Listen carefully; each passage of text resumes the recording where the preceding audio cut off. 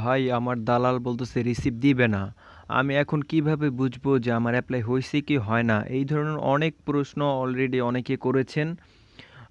এই ধরনের রিসিট সম্পর্কে কিছু কথা বলবো। আপনারা কিভাবে বুঝবেন যে আপনাদের অ্যাপ্লাই সঠিক হয়েছে কি না সঠিকভাবে রিসিট ছাড়া?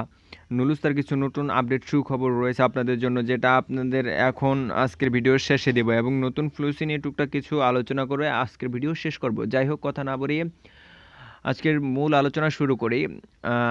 অবশ্যই বিশেষভাবে একটা রিকোয়েস্ট থাকবে, যারা আমার চ্যানেলে নতুন এসেছেন অবশ্যই আমার চ্যানেলটি সাবস্ক্রাইব করবেন, এবং কি যারা আম, নতুন এসেছেন তারা সাবস্ক্রাইব করবেন, এবং কি ভিডিওটি ভালো লাগলে লাইক কমেন্ট এবং শেয়ার করবেন, অন্যকে দেখার সুযোগ করে দেবেন।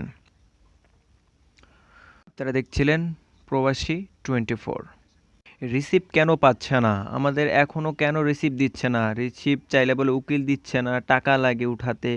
এই যে এই ধরনের কথাবার্তা বলে, এই বিষয়ে কথা বলতে যদি কথা বলতে যাই তাহলে অনেকেই উল্টাপাল্টা কথা বলে, বা অনেকেও ফোন টোন দিয়ে বা এভাবে বলে যে এগুলা তো ঠিক হচ্ছে না। মানে বিভিন্ন ধরনের প্রতারকরা ফোন দিয়ে বলে, কিন্তু তারা যে আসলে ফরজ কাজ আদায় করছে বা বড় ধরনের কাজ করছে, একজনকে ঠকাইয়া 30,000 টাকা বা 50,000 টাকা খেয়ে বসে আছে, এটা যে ধরাই দেওয়া হয়েছে, এটা তো দেখা গেছে আপনার ওই বিভিন্ন ধরনের দালালরা এই ধরনের কাজগুলো করে থাকে।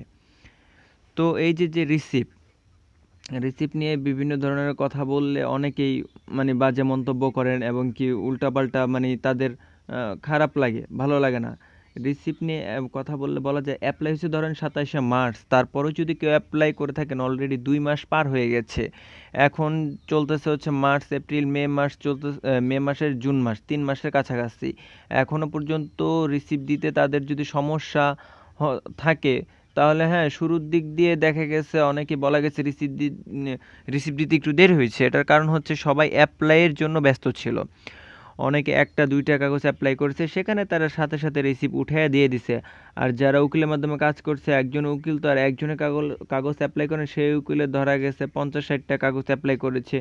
সেক্ষেত্রে রিসিপ্টটা দিতে ভাঁজ করে গুছাইতে সময় লাগছে 10 দিন 20 দিন সময় লেগেছে, সেটা হচ্ছে আলাদা কথা। কিন্তু এখন পর্যন্ত 3 মাস হয়ে গেল, এখনও রিসিপ্ট দিচ্ছে না। সেক্ষেত্রে আমরা কি বলবো?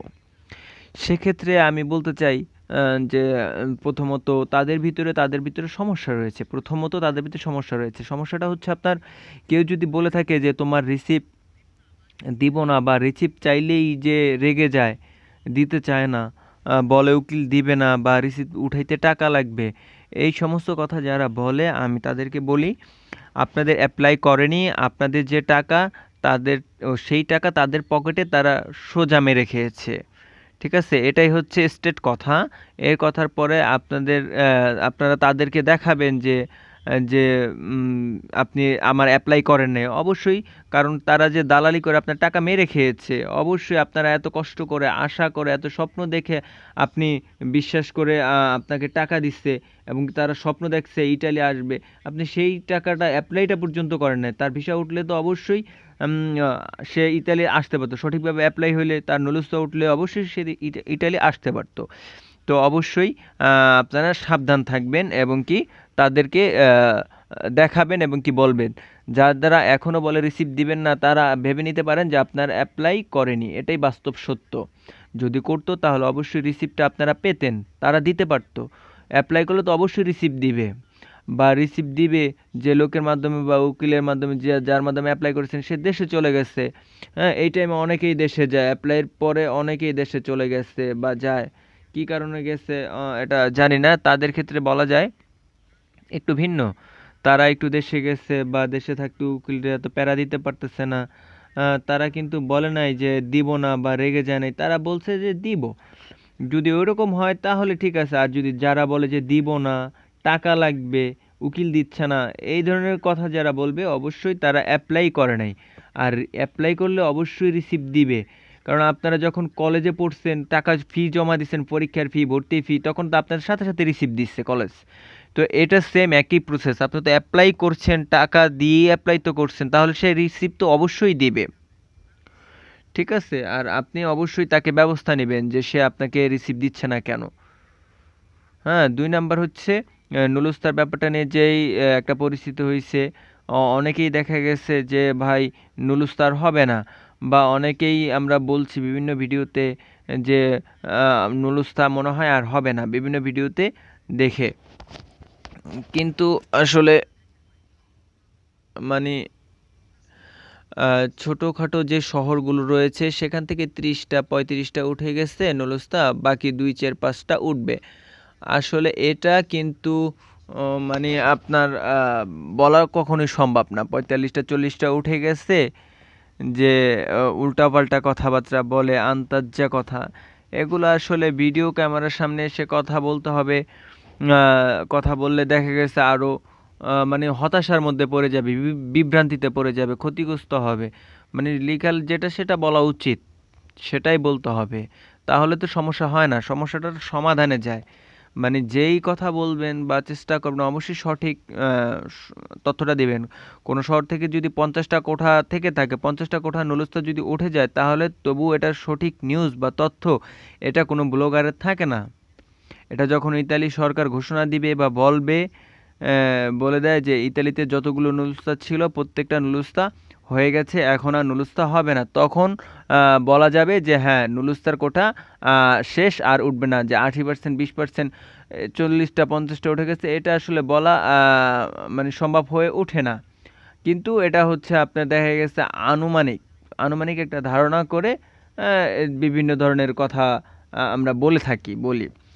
এজেন্সির সাথে রাগারাগি করে কোনো নেই। আপনি যখন কন্ট্যাক্ট করেছেন, আপনার এজেন্সি যদি বলে থাকে যে আপনাকে শিওর নিয়ে আসবো, তাহলে আপনাকে চাপ দিতে পারেন। এছাড়া অ্যাপ্লাই পদ্ধতিটা অ্যাপ্লাই করছেন, অ্যাপ্লাই করলেই যে 100 আপনার ভিসা হয়ে যাবে তা না। অ্যাপ্লাই তো করেছে ধরেন 3 লাখ মানুষ, কিন্তু ভিসা তো পাবে না। যে কটা কোটা পেয়েছে ওই কয়জনে ভিসা পাবে, এর বাইরে তো আর ভিসা পাবে না। এটাই হচ্ছে সঠিক, যে আপনি বুঝে শুনেই অ্যাপ্লাই করেছেন, এটা নিয়ে সবার উপরে চাপিয়ে দেওয়া যাবে না। আর আমরাও আছি বিভিন্ন ধরনের মন যা চাই তাই বলে দেই, বা আমার একটা কথার দ্বারা অনেকে হতাশায় পড়ে যাবে বা অন্য আরেকজনের সাথে ঝামেলা হয়ে যেতে পারে। তো নুলুস্তা নিয়ে প্রায় ওরকম কিছু আমার বলার নেই। তো এখনো পর্যন্ত নুলুস্তা উঠতেছে, নাপোলিতে উঠতেছে, সার্লেনো থেকে শুরুর দিক দিয়ে অনেক উঠেছে, এখনও টুকটাক টুকটাক উঠতেছে, খুব স্বল্প। কিছু কিছু শহরে দেখা গেছে আপনার ওদিক থেকে অত পরিমাণে নুলুস্তা বের হয় নাই। রিবিনি, সালের্নো, ওদিক থেকে নুলুস্তা উঠতেছে অনেক। টুকটাক আপনার ধীরে ধীরে উঠবেই। আবার একটা ঘোষণা শুনতেছেন যে আবার একটা ঘোষণা দিবে, এই ঘোষণার অনেকেই আগে নাকি সব ক্লিয়ার করে দেবে। এই নিউজ কোথায় পেলেন?